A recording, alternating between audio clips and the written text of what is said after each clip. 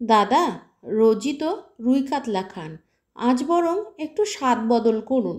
বেশ বড় সাইজের ডিম ভরা ট্যাংরা এনেছি, আর পদ্মার ইলিশ।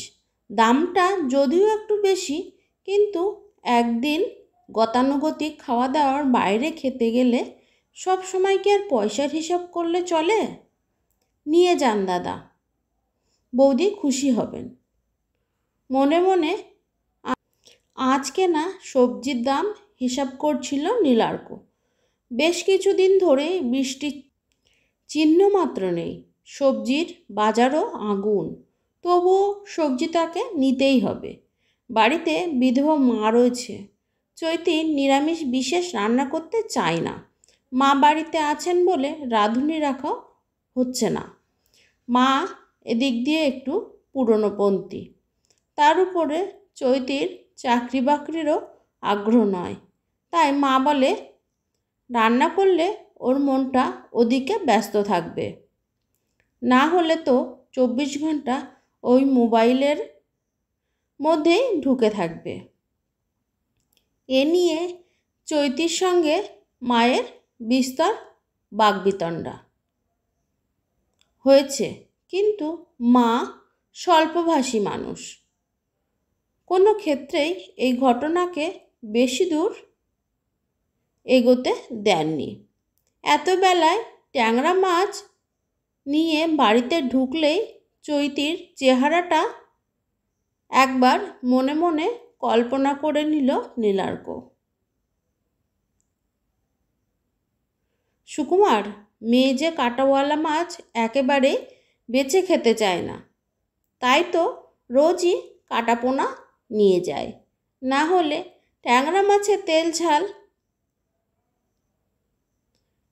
কার না ভালো লাগে বলো দেখি?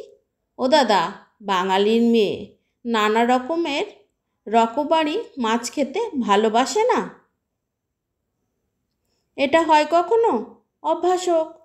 এরপর দেখবেন এইসব মাছ ছাড়া ও আর কিছুই খেতেই চাইবে না। তাহলে 500 ট্যাংরা আর একটি ইলিশ দিয়ে দিও। খসে গেল 12টি 100 টাকার নোট। পরবর্তী পরীক্ষা কীভাবে পাশ করবে, এইভাবে দুর্গা নাম জপতে জপতে নীলার্ক বাড়ির পথে রওনা হলো। বেলা 10টায় এতগুলো ট্যাংরা মাছ দেখে চৈতির তেলে বেগুনে জ্বলে উঠল। আমাকে কি মনে করেছো বলো তো? একটা রান্নার লোক রাখতে বলছি কবে থেকে? তা তোমার মা তো তিরুপতির পুরোহিত, কারোর হাতে খেতে তার আপত্তি। সংসারে তো কুটনেরে দুটো করে না, শুধু নিয়ম কানুনে ঝুড়ি আমাকে ধরিয়ে দেন। মাছগুলো বাজার থেকে কেটে আনলে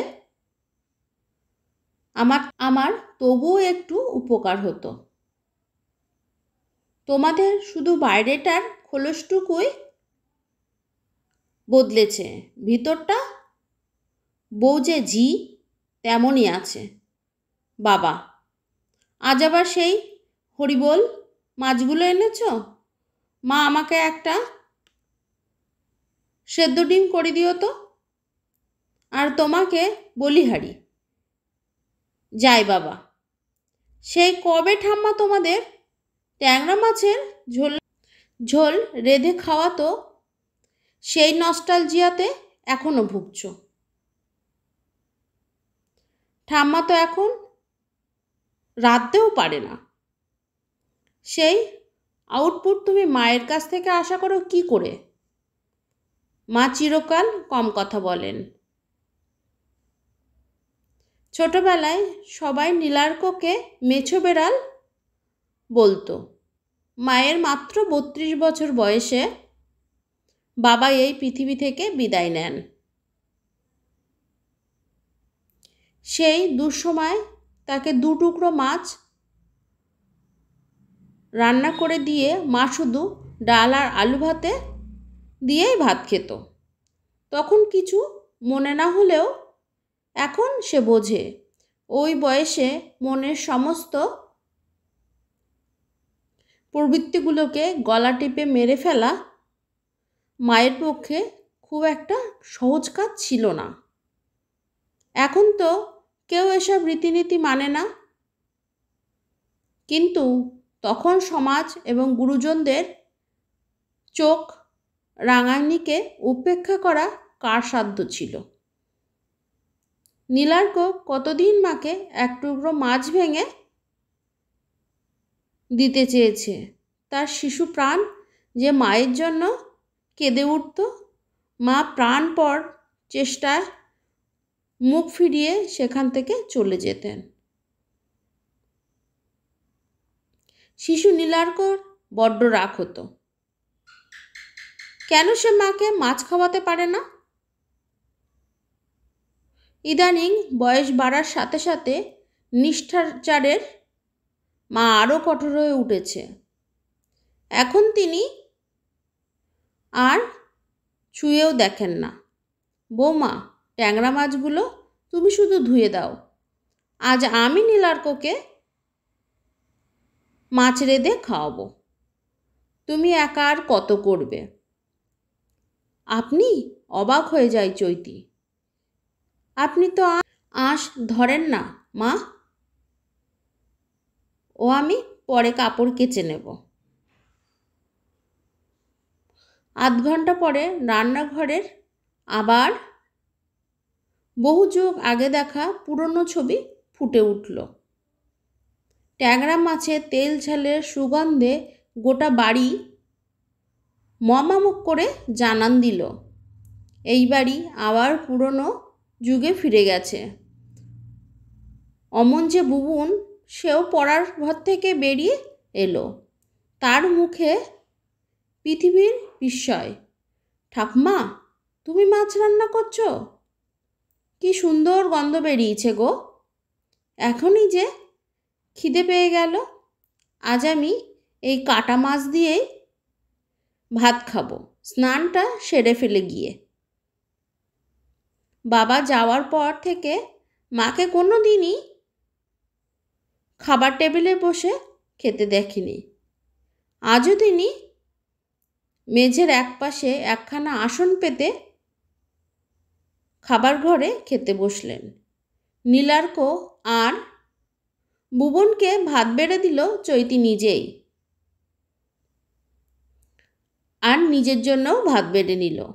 মাছ রান্না করতে হয়নি বলে তার রোষানল এখন অনেক শান্ত। মাছের ঝোল মুখে দিতেই নীলার্ক যেন তার শৈশবে ফিরে গেল। তার মনে ভেসে উঠল এক অস্পষ্ট ছবি।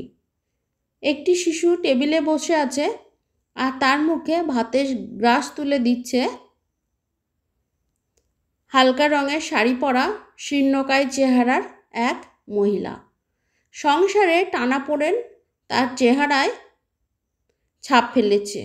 ওমা, ট্যাংরা মাছ দিয়ে দু গ্রাস ভাত খাও না।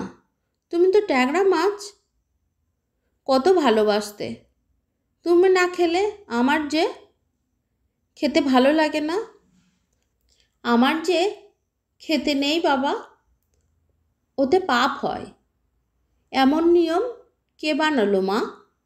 বাবা তো তোমার কোনো দিন খেতে বারণ করেননি। তবে অন্যের কথায় তুমি শুনবে কেন? আমি বড় হয়ে তোমাকে কখনো এমন নিয়ম করতে দেব না। দেখো। গলায় ভাত আটকে গেল নীলার্কের। এতদিন ভালো মন্দ খাবার সময় একবারও মায়ের কথা মনে পড়েনি তার। আর সে ভালোবাসে বলে মা তার এতদিনের আচার ভেঙে ফেললেন। হাতে ট্যাংরা মাছ আর ভাতের গ্রাস নিয়ে মায়ের দিকে এগিয়ে গেল সে। চৈতি আর বুবুন তার দিকে বিস্ফারিত চোখে তাকিয়ে আছে। কই মা, হাঁ করো তো দেখি।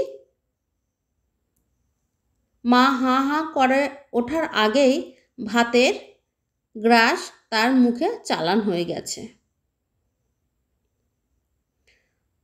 ভাত কাটা মুখ থেকে বার করে উঠে পালাতে যাচ্ছিলেন মা। জোর করে তাকে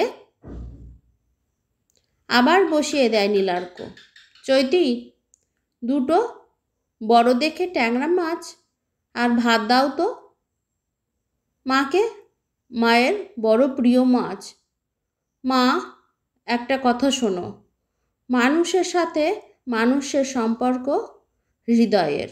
শুধুমাত্র কতগুলো শুকনো লোকাচার মেনে মৃত মানুষেরকে শ্রদ্ধা কখনো দেখানো যায় না। নিজের প্রিয় অভ্যাসগুলোকে মানুষ এক রাতের মধ্যেই ভুলতে পারে না। তাই তুমি আজ থেকে মাছ খাবে, না হলে এই বাড়িতে আর মাছ ঢুকবে না। বাবা চিরকাল আমাদের কাছে শ্রদ্ধার পাত্র হয়েই থাকবে। তার জন্য ভিত্তিহীন কতগুলো লোকাচার মানার দরকার নেই। আর আমার প্রিয়জন হারালে আমার পরিবার কি শোক প্রকাশ করবে, সেই সিদ্ধান্ত বাইরের লোক নেবে কেন? এসো, আজ তুমি আমাকে খাইয়ে দাও। ফুপিয়ে কেঁদে ওঠে মা। মায়ের মনের হারানো বেলার খবর বুঝি বা কেবল সন্তানই বোঝে? নারীর টান কথায় আছে যে,